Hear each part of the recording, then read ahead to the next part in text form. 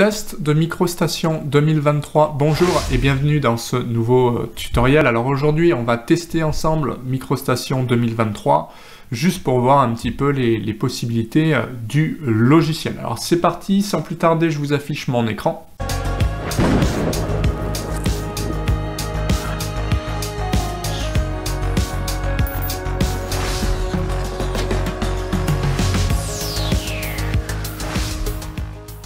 Alors bienvenue, on va lancer MicroStation. Alors MicroStation qui est un logiciel quand même très complet puisqu'il gère tout. Alors on a 15 jours d'essai gratuit avec une espèce de connexion client. Donc il faut créer un compte et de ce compte, eh bien il nous active en fait une licence provisoire, une licence d'essai qui permet de tester MicroStation. Alors, MicroStation, on va ouvrir par exemple, je crois qu'il y a un sample, il y a un petit fichier DGN qui est fourni, pardon. Ça, c'est le fichier de base pour MicroStation. Donc, ça me permet de ne pas partir de rien parce que, voilà. Alors, MicroStation, ce qu'on peut dire, c'est que globalement, il a une logique qui est à lui avec plusieurs, vous le voyez ici, types de vues. Donc il y a une vue ici, il y a plusieurs vues donc qu'on peut paramétrer. Voilà, on peut passer d'une vue à l'autre, ça c'est plutôt pas mal. Et on a des objets un petit peu comme on ferait sur des logiciels DAO. Donc on peut dessiner en 2D, en 3D, on peut modéliser aussi. Alors bon, dans ce test, enfin moi j'ai la modélisation, etc. C'est pas forcément évident ici, mais on voit qu'en bas on a des vues, hein, on a des vues par exemple ici. Par défaut, on peut créer plein de choses avec gestion de luminosité, des étages, etc. etc. Bon, c'est pas forcément évident. On voit qu'on retrouve quand même ici des calques. On va avoir aussi plein de petits raccourcis. Donc c'est un logiciel constitué comme tous les autres logiciels, d'un ruban. Donc on peut dire que le ruban il est assez classique, hein. On peut avoir ici dessin, contexte géographique, général, navigation.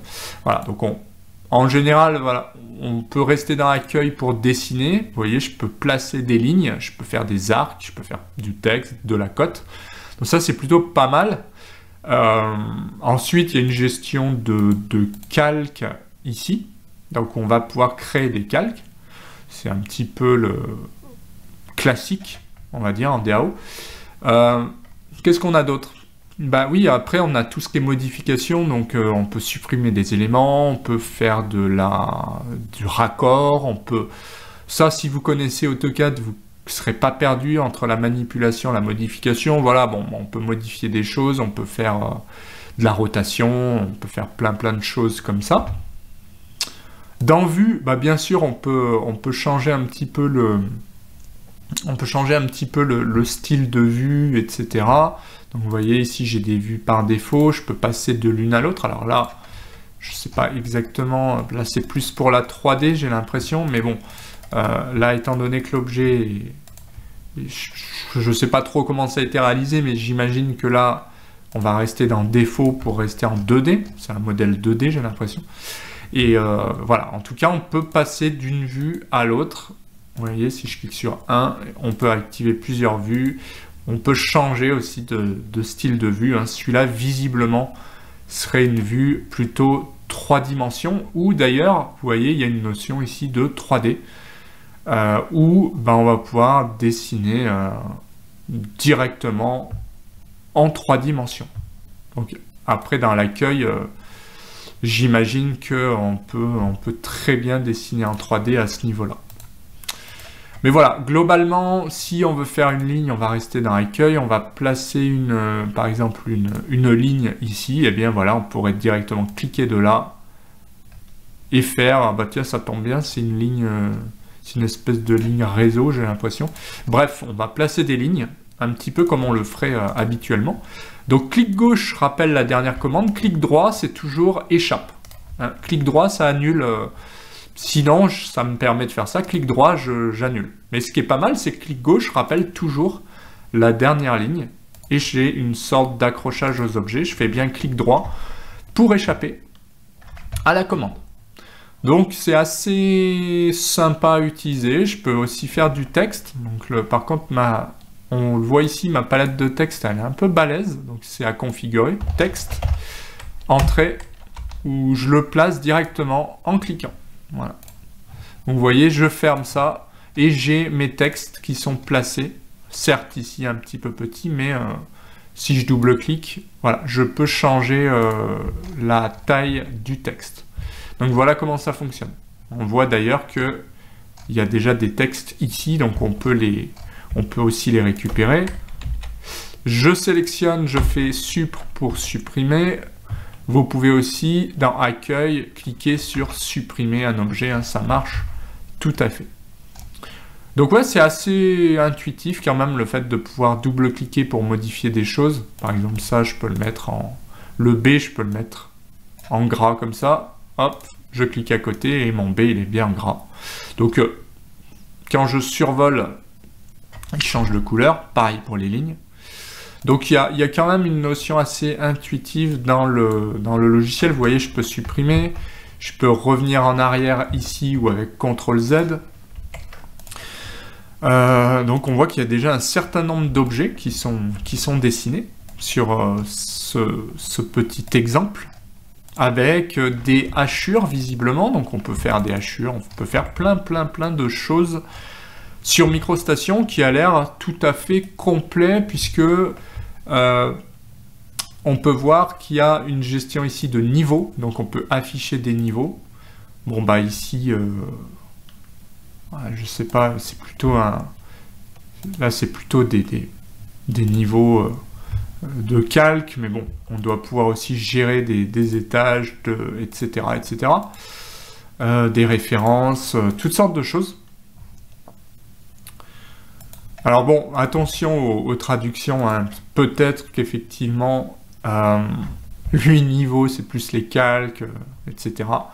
Mais on doit pouvoir modéliser, c'est sûr. On peut faire du maillage, on peut faire du nuage de points. Donc c'est vraiment un outil très complet qui permet de faire de la 2D, de la 3D, du BIM. Enfin, c'est vraiment un super outil. Alors niveau de navigation, bah, zoom, dézoom, molette, hein, c'est assez classique. Je maintiens la molette pour faire une panoramique.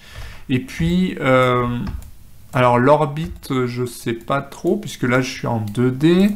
Mais peut-être que c'est un... Ouais, alors pour changer, c'est mage, pour changer l'orientation de la vue, ça c'est pas mal, c'est mage, plus bah, molette, voilà. Et vous voyez que je déplace en fait mon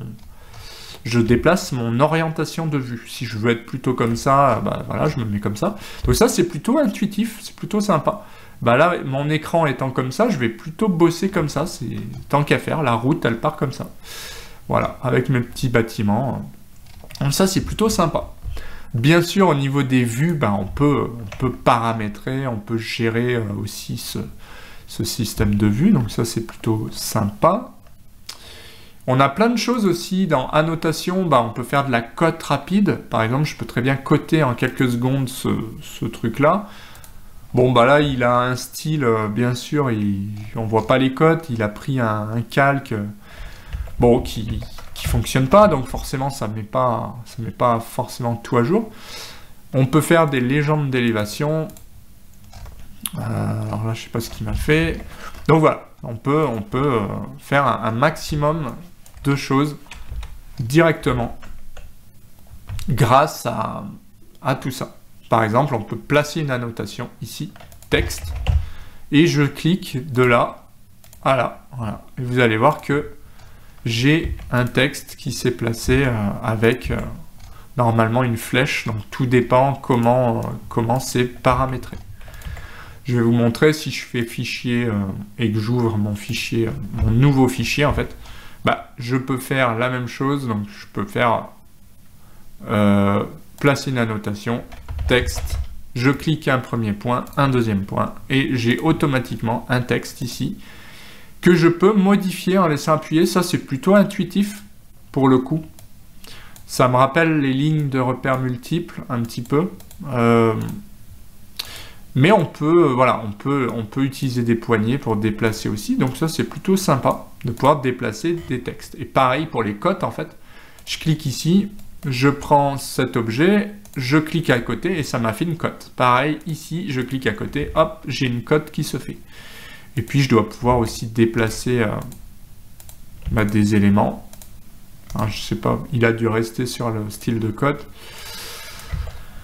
Mais voilà, je peux sélectionner des objets, déplacer, etc., etc. Donc ça, c'est plutôt sympa au niveau de MicroStation. Donc franchement, dessin 2D, ça va, c'est pas trop compliqué. Après, c'est comme tout, il faut rentrer un petit peu dans la logique du logiciel. Donc on peut hachurer des surfaces, on peut faire des codes dans annoter, on peut faire plein de choses. On peut même gérer des contraintes. On a des utilitaires, on peut créer des objets, c'est dans contenu je crois, je sais plus. On peut collaborer. Bon, c'est une gestion du BIM, hein, de toute façon avec des étiquettes, enfin des libellés, des sortes d'étiquettes. Et utilitaire, où c'est que j'avais vu ça? Contrainte, courbe, analyse, afficher, attacher, pardon.